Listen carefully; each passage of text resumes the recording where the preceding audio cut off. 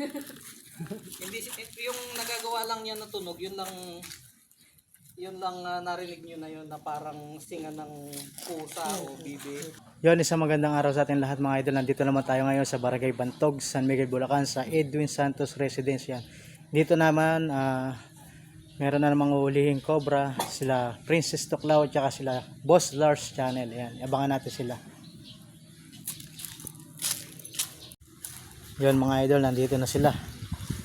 Sila Boss Lars Channel at saka si Princess Tuklaw. Yan, kasama kanyang papa.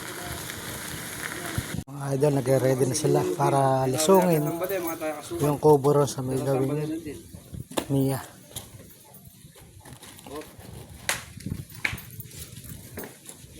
Ano, may daan din eh. Papasukin na. Sa may kabila, sa kabila bro. Ito, mauna ka.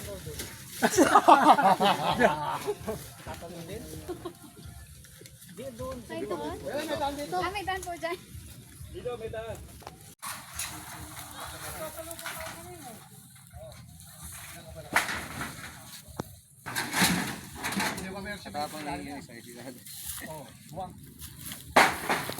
Hindi na mabigat yung mga ilalim ng Diyan po ba nakita? dito. Dito ka lata. Nahanap na po. Bro, yung likod mo, pataking part na makaluwag-luwag ka lang. Talubong lang ganyan sa akin. Hindi na akong gumalaw eh. Kumayan bakas ko, hindi klaro ng mga kamotoy na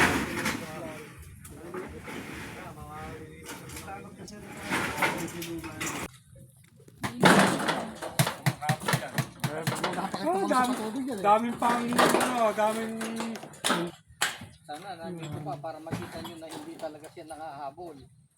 at saka sana andyan pangat nang wala tayong kinasatakutan.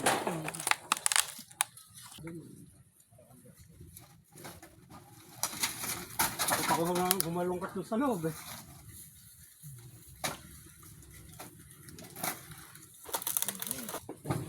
Bantay ako doon sa kabila ha.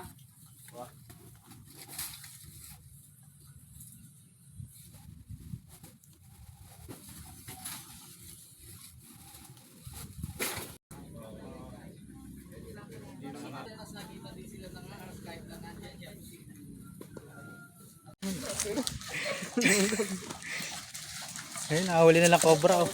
Ito, nahuli na mga igit. Oh. Wala lapad na yun. Ano?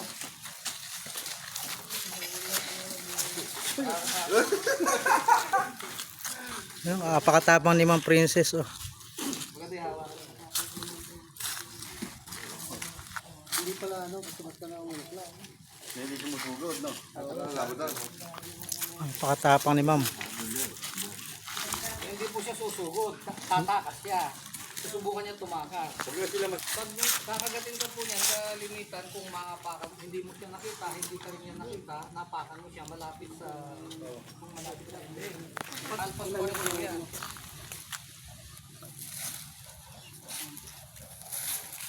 Tsaka ano po siya, yung four-sighted po siya, hindi siya nakakita ng wala siyang malinaw na paningin gaya natin. Halos, parang halos anino lang yung nakikita niya. Kaya cautious lang siya sa movement. Pag nila yan, alupong, di ba? Pero ako sa Tagalog is ulpong. Testing mo mama, ano pakit ka? Cobra yan. Uy, testing mo na pakit ka. Nahuli na po ni Ma'am Princess yung Kukuha kaya yun. cobra de Probanto.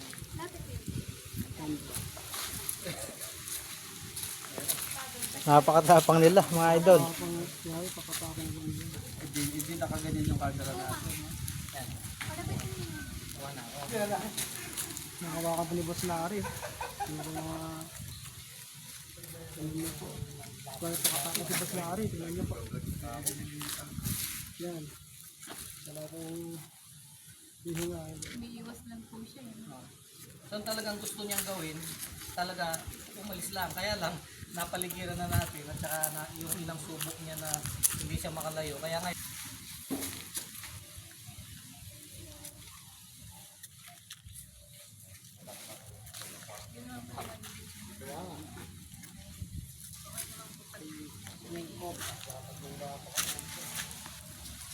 yung kamandag niya, neurotoxin.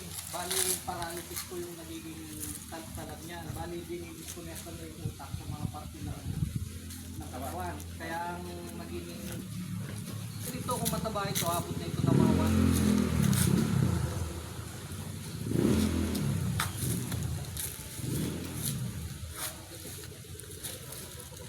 1. Dilaw na dilaw talaga yan. Okay din.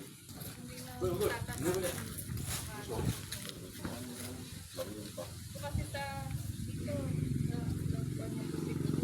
O yung bata na nakagat doon. Yung ahas doon sa mga kahon-kahon nila, tapos nag-cellphone daw doon yung bata na upo. Hindi yung nagagawa lang niya na tunog, yun lang narinig niyo na yun na parang singa ng pusa o bibi. Mas malapit pa doon. Pero hindi siya gagawa ng tunog na wala siyang kaaway, yung sinasabi na para daw magtawag ng mate. Hindi totoo yun kasi hindi naman sila nakakarinig ng sound. Wala silang external ear na kagaya natin. Nagdedepende lang sila sa vibration. Kaya hindi rin siya ganun kabilis, di ba? Atong ibang gamot dyan, kundi emergency. Kasi yung bata na nakakagat, dinala pa daw sa tawa. Ay, hindi na po pwede pagkaganon to. Hindi pwede. saka nung dinala daw po sa tao, para Yun ang pagkaalam nila. Hindi yung pa isa, kasi nga paralysis ito, pwede mong pagkamalampatay yung buhay kasi wala na siyang kakayahang kumilos. Tapos mahina na rin ang pintig ng puso. Sa unang tingin, pwede mong sabihin na patay na kahit buhay pa. Yung doktor ang man lang po yung pasyente para makahinga.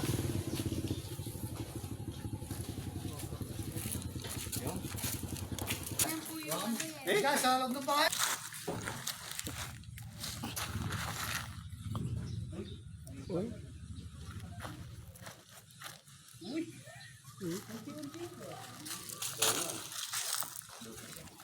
Huli na. Hindi kasi nga takot sa atin. Kung tayo takot sa kanya, mas takot sila sa atin. Yung iba, yung